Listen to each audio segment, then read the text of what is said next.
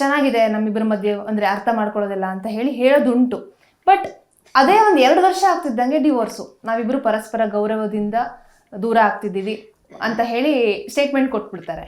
ಏನು ಗೊತ್ತಾ, ಪ್ರೀತಿ ಮಾಡಬೇಕಂದ್ರೆ ಅರ್ಥ ಮಾಡ್ಕೊಳ್ಳೋದು ಒಬ್ರಿಗೊಬ್ರು ಅಷ್ಟೇ. ಮದುವೆ ಆದಮೇಲೆ ಫ್ಯಾಮಿಲಿ ಬರುತ್ತೆ.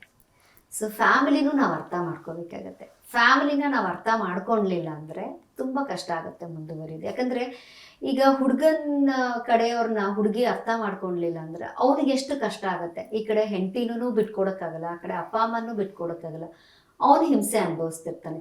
ವೈಸ್ ವರ್ಸ, ಈಗ ಹುಡುಗಿ ಈ ಕಡೆ ಅಪ್ಪ ಅಮ್ಮನೂ ಬಿಟ್ಕೊಡೋಕ್ಕಾಗದೆ, ಗಂಡನ್ನೂ ಬಿಟ್ಕೊಡೋಕ್ಕಾಗದೆ ಅವಳು ಒದ್ದಾಡ್ತಿರ್ತಾಳೆ.